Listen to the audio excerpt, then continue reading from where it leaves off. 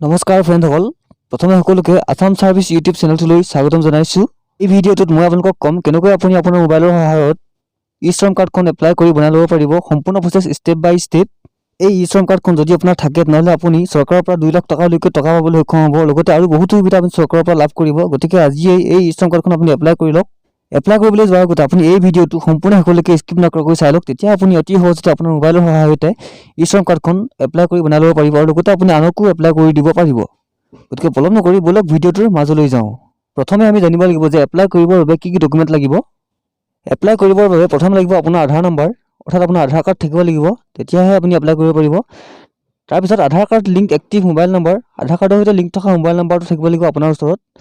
তাৰপিছত bank account details লাগিব আৰু আপোনাৰ বয়স 16 পৰা 59 বছৰৰ ভিতৰত হ'ব লাগিব, তেতিয়াহে আপুনি ই-শ্ৰম কাৰ্ডৰ বাবে এপ্লাই কৰিব পাৰিব। ইয়াৰ উপৰিও কাষ্টৰ চাৰ্টিফিকেট, ইনকাম চাৰ্টিফিকেট আৰু আপোনাৰ লাষ্ট এডুকেশ্যনেল কোৱালিফিকেশ্যনৰ চাৰ্টিফিকেট বিচাৰে, কিন্তু এইকেইটা অপশ্যনেল হয়। এইকেইটা নিদিলেও বা এইকেইটা আপোনাৰ নাথাকিলেও আপুনি ই-শ্ৰম কাৰ্ডৰ বাবে এপ্লাই কৰিব পাৰিব। ই-শ্ৰম কাৰ্ড এপ্লাই কৰিবৰ বাবে আপুনি আপোনাৰ মোবাইলৰ কোনো এটা ব্ৰাউজাৰ অ'পেন কৰি ল'ব আৰু ব্ৰাউজাৰত আপুনি ই-শ্ৰম এনেদৰে লিখি চাৰ্চ কৰি দিব আৰু চাৰ্চ কৰি দিয়াৰ লগে লগে এনেদৰে আপুনি দেখিবলৈ পাব দুটাকৈ লিংক এনেদৰে আপোনালোকে দেখিবলৈ পাব। ইয়াৰে যিকোনো এটা লিংকত ক্লিক কৰি আপুনি ই-শ্ৰম কাৰ্ড এপ্লাই কৰিব পাৰিব। মই চিম্পলি দ্বিতীয় লিংকটোত ক্লিক কৰিছোঁ। আপোনালোকেও দ্বিতীয় লিংকটোত যিটোত লিখা থাকিব ই-শ্ৰম হোম, এই লিংকটোত ক্লিক কৰি দিব আৰু তাৰপিছত আপোনালোকে এনেদৰে এখন ইণ্টাৰফেচ দেখিবলৈ পাব আৰু প্ৰথমতে আপোনালোকে ডেস্কটপ মোড কৰি ল'ব, অলপ লোডিং ল'ব পাৰে। এতিয়া ই-শ্ৰম কাৰ্ড এপ্লাই কৰিবৰ বাবে আমি চিম্পলি ৰেজিষ্টাৰ অন ই-শ্ৰমত ক্লিক কৰিব লাগিব। মই চিম্পলি ৰেজিষ্টাৰ অন ই-শ্ৰমত ক্লিক কৰিছোঁ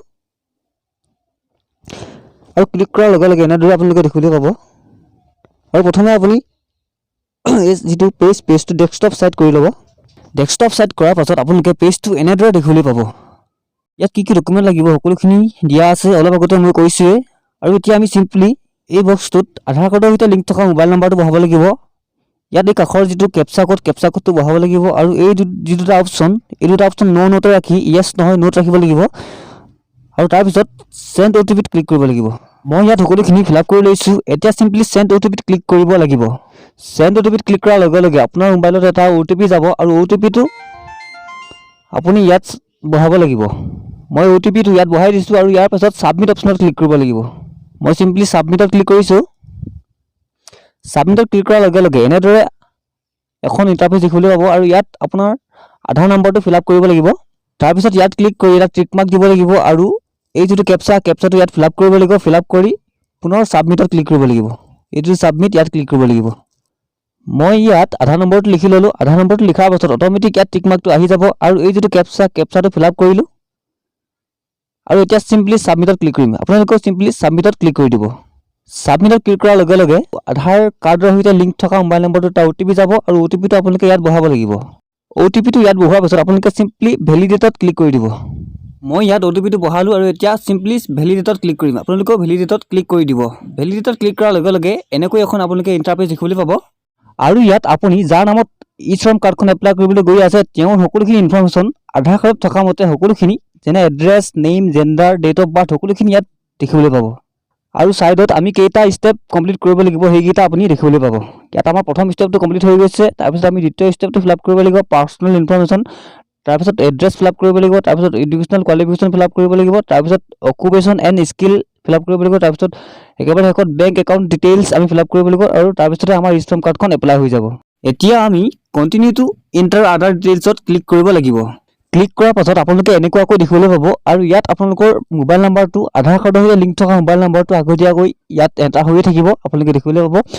ইয়াত আপুনি বেলেগ এটা ফোন নম্বৰ আপুনি দিব পাৰিব, অপশ্যনেল হয়, নিদিওঁ বুলি ক'লেও পাৰিব। আৰু ইয়াত এটা ইমেইল ID দিব লাগিব, অপশ্যনেল হয়। এইটো আপোনালোকে দিওঁ বুলি ক'লেও পাৰিব, নিদিওঁ বুলি ক'লেও পাৰিব। তাৰপিছত ইয়াত আপোনালোকে মেৰিটেল ষ্টেটাছ, আপুনি বিবাহিত নে অবিবাহিত দিব লাগিব। তাৰপিছত ইয়াত ছ'চিয়েল কেটেগৰী আপোনাৰ কি হয়, OBC, MOBC কি হয় এইটো দিব লাগিব। ব্লাড গ্ৰুপ দিব লাগিব আপোনাৰ ইয়াত। ব্লাড গ্ৰুপটো অপশ্যনেল হয়, আপুনি দিব পাৰে, নিদিব পাৰে। তাৰপিছত ডিফাৰেণ্টলি এবুল্ড, আপুনি যদি বিশেষভাৱে সক্ষম হয় তেতিয়াহ'লে য়েছ দিব, যদিহে নহয় তেতিয়াহ'লে নোতে থাকিব দিব। ইয়াত নমিনি ডিটেইলছ দিব লাগিব। নমিনি ইয়াত নাম দিব লাগিব, আপুনি কাক দিয়া নমিনি, দেউতা, মা, ভণ্টি, দাদা, ভাইটি, কাৰ নাম দিয়া দিব লাগিব। ইয়াত নমিনি ডেট অফ বাৰ্থ দিব লাগিব। ইয়াত নমিনিৰ জেণ্ডাৰ দিব লাগিব আৰু ইয়াত আপোনাৰ সৈতে কি সম্পৰ্ক ইয়াত দিব লাগিব সেইটো। তাৰপিছত ছেভ এণ্ড কণ্টিনিউত পুনৰ ক্লিক কৰিব লাগিব। ইয়াত মই এতিয়া সকলোখিনি ফিল আপ কৰি ল'লোঁ। ইয়াত যেতিয়া আমি সোশ্যাল কেটেগৰী বা আমাৰ কাষ্টটো সিলেক্ট কৰোঁ তেতিয়া আমাৰ যিখন কাষ্টৰ সাৰ্টিফিকেট হয় সাৰ্টিফিকেটখন ইয়াত আপলোড দিবলৈ এটা অপচন আহি যায় কিন্তু এইটো অপচনেল হয় আপোনালোকে আপলোড দিব পাৰে নিদিব পাৰে যদিহে আপুনি আপলোড দিব বিচাৰে তেতিয়াহ'লে আপুনি সোৰ্স ফাইলত ক্লিক কৰিব লাগিব সোৰ্স ফাইলত ক্লিক কৰাৰ লগে লগে তললৈ তিনিটা অপচন আপুনি দেখিবলৈ পাব আপুনি ফটো মাৰিও দিব পাৰিব বা আপুনি যদি আগতে ফটো মাৰি থোৱা আছে তেতিয়াহ'লে আপুনি ফাইলত ক্লিক কৰিব লাগিব আৰু ফাইলত ক্লিক কৰাৰ লগে লগে আপোনাৰ মোবাইলত যিমানখিনি ফল্ডাৰ আছে সকলোখিনি ইয়াত শ্ব' কৰিব আৰু ইয়াত আপুনি সিলেক্ট কৰি দিব পাৰিব যেহেতু মই আপলোড নিদিওঁ গতিকে বেক কৰি দিছোঁ সকলোখিনি ফিলআপ কৰি হোৱাৰ পিছত সেভ এণ্ড কণ্টিনিউত ক্লিক কৰিব লাগিব মই সকলোখিনি ফিলআপ কৰিলোঁ এতিয়া সিম্পলি সেভ এণ্ড কণ্টিনিউত ক্লিক কৰিম আপুনিও সেভ এণ্ড কণ্টিনিউত ক্লিক কৰি দিব তাৰ পিছত এনেকৈ দেখিবলৈ পোৱা যাব ইয়াত আমি এড্ৰেছসমূহ ফিলআপ কৰিব লাগিব ইয়াত ষ্টেট বা ৰাজ্য সিলেক্ট কৰিব লাগিব ইয়াত ডিস্ট্ৰিক্ট সিলেক্ট কৰিব লাগিব তাৰ পিছত দিয়া আছে ষ্টেট স্পেচিফিক আইডি এইটো যদি আছে আপোনাৰ দি দিব আৰু নাথাকিলেও কথা নাই এইটো অপচনেল হয় নিদিলেও কথা নাই কাৰেণ্ট এড্ৰেছ সিলেক্ট কৰিব আৰবান rural কি হয় সিলেক্ট কৰিব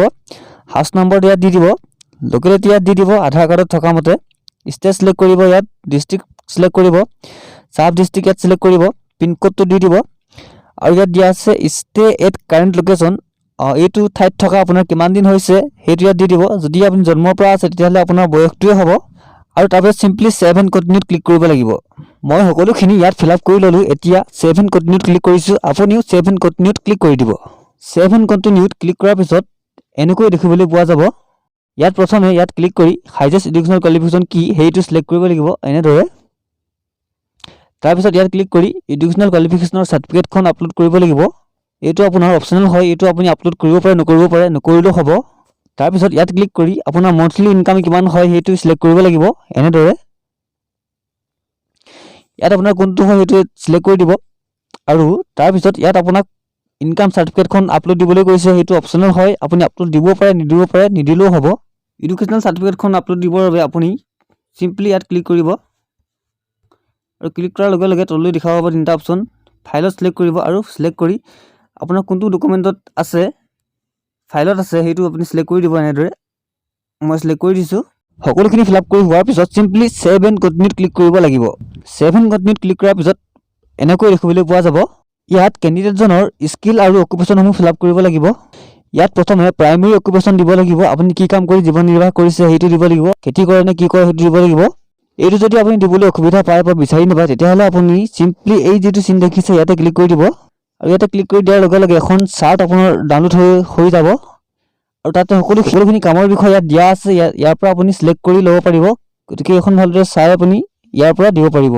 তাৰপিছত ইয়াত আপোনাৰ ৱৰ্কিং এক্সপিৰিয়েঞ্চ কিমান বছৰ হৈছে কামটো কৰা সেইটো দিব লাগিব এনেদৰে কিমান বছৰ হৈছে আপোনাৰ মতে দি দিব সেইটো ইয়াত আপোনাৰ দ্বিতীয় এটা অকুপেশ্যন সেকেন্ডাৰী অকুপেশ্যনৰ নাম দিব পাৰিব আৰু তাৰপিছত ইয়াত অকুপেশ্যন সাৰ্টিফিকেটখন আপলোড দিবলৈ দিছে সেইটো অপচনেল হয় আপুনি দিব পাৰে নিদিব পাৰে যদিহে আপোনাৰ আছে তেতিয়াহ'লে দি দিব আৰু যদি নাই তেনেহ'লে দিব নালাগে তাৰপিছত আছে হাউ ডিড ইউ ৰিকোৱাৰ্ড স্কিল অৰ্থাৎ আপুনি ওপৰৰ যিটো অকুপেশ্যনৰ স্কিলটো কেনেকৈ পাইছে সেইটো সুধিছে ইয়াত আপুনি ক্লিক কৰি দিব আৰু ক্লিক কৰাৰ পিছত দুটা অপচন দেখিবলৈ হ'ব ইয়াৰ পৰা যিকোনো এটা আপুনি সিলেক্ট কৰি দিব যদিহে আপুনি কিবা ট্ৰেইনিং পাইছে তেতিয়াহ'লে প্ৰথমটো সিলেক্ট কৰিব আৰু যদিহে আপোনাৰ কোনো ট্ৰেইনিং নাই তেতিয়াহ'লে আপুনি দ্বিতীয়টো সিলেক্ট কৰি দিব এইটো আপোনাৰ সিলেক্ট নকৰিলেও হ'ব কাৰণ এইটো অপচনেল হয় এইটো আপুনি দিবও পাৰে নিদিলেও হ'ব কোনো কথা নাই তাৰপিছত দিয়া আছে স্কিল টু বি আপগ্ৰেডেড অৰ্থাৎ আপুনি ওপৰৰ যিটো স্কিল এইটো আপগ্ৰেড কৰিব বিচাৰে নেকি ইয়াতে ক্লিক কৰি দিব ক্লিক কৰি আপুনি দুটা অপচন দেখিবলৈ হ'ব ভকেশ্যনেল ট্ৰেইনিং আৰু টেকনিকেল ট্ৰেইনিং যদিহে আপুনি ভকেশ্যনেল ট্ৰেইনিং বিচাৰে তেনেহ'লে প্ৰথমটো সিলেক্ট কৰিব আৰু যদিহে টেকনিকেল ট্ৰেইনিং বিচাৰে তেনেহ'লে টেকনিকেল ট্ৰেইনিংটোক সিলেক্ট কৰিব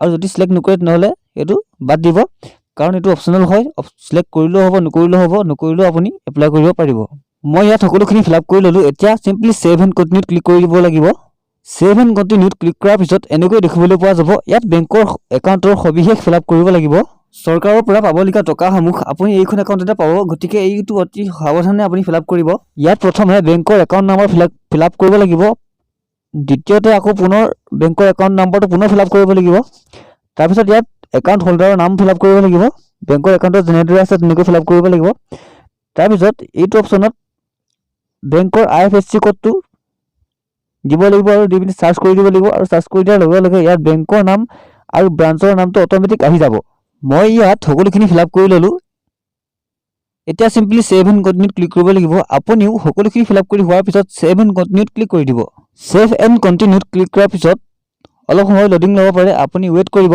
ইয়াৰ পিছত আপোনাৰ সকলোখিনি ইনফৰমেশ্যন এনেদৰে দেখিবলৈ পাব আপুনি ভালদৰে এপাক চেক কৰি ল'ব আৰু যদি কিবা ভুল থাকে তেতিয়াহ'লে আপুনি এডিট অপশ্যনত ক্লিক কৰি এডিট কৰিব পাৰিব আৰু তাৰপিছত ইয়াতে এটা টিক মাৰ্ক কৰি সিম্পলি সাবমিটত ক্লিক কৰিব লাগিব আৰু এই পেজটো আপুনি প্ৰিন্ট আউট কৰিব বিচাৰিলে প্ৰিন্টত ক্লিক কৰি সিম্পলি প্ৰিন্ট আউট কৰি ল'ব পাৰিব মোৰ ইয়াত সকলোখিনি ঠিকই আছে গতিকে মই এতিয়া সাবমিটত ক্লিক কৰি দিছো সাবমিটত ক্লিক কৰাৰ লগে লগে এনেদৰে আপোনাৰ ই-শ্ৰম কাৰ্ডখন দেখিবলৈ পাব এইখনে হৈছে আপোনাৰ ই-শ্ৰম কাৰ্ড প্ৰথমে আপুনি এইখনৰ এটা স্ক্ৰিনশ্বট মাৰি ল'ব আৰু তাৰপিছত ডাউনলোড ইউএন কাৰ্ডত ক্লিক কৰি আপুনি ডাউনলোড কৰি ল'ব পাৰিব ডাউনলোড ইউএন কাৰ্ডত ক্লিক কৰাৰ লগে লগে তললৈ এনেদৰে এটা আপুনি নটিফিকেশ্যন দেখিবলৈ পাব আৰু আপুনি সিম্পলি ডাউনলোডত ক্লিক কৰি দিব ডাউনলোডত ক্লিক কৰাৰ লগে লগে আপোনাৰ ইউএন কাৰ্ডখন ডাউনলোড হৈ যাব আৰু ইয়াৰ পিছত আপুনি সিম্পলি কমপ্লিট ৰেজিষ্ট্ৰেশ্যনত ক্লিক কৰি দিব গতিকে এনেদৰে আপুনি অতি সহজতে আপোনাৰ ই-শ্ৰম কাৰ্ডখন বনাই ল'ব পাৰিব আৰু আনকো এপ্লাই কৰি দিব পাৰিব আজিলৈ ভিডিঅ'টো ইমানেই ভিডিঅ'টো ভাল লাগিলে অনুগ্ৰহ কৰি এটা লাইক কৰিব কমেণ্ট কৰিব শ্বেয়াৰ কৰিব আৰু যদি চেনেলটো ছাবস্ক্ৰাইব কৰি লোৱা নাই তেনেহ'লে চেনেলটো ছাবস্ক্ৰাইব কৰি বেল আইকনটো প্ৰেছ কৰি থ'ব তেতিয়া আপুনি আমাৰ সকলোবোৰ ভিডিঅ'ৰ নটিফিকেশ্যন পোনপ্ৰথমতে পাই থাকিব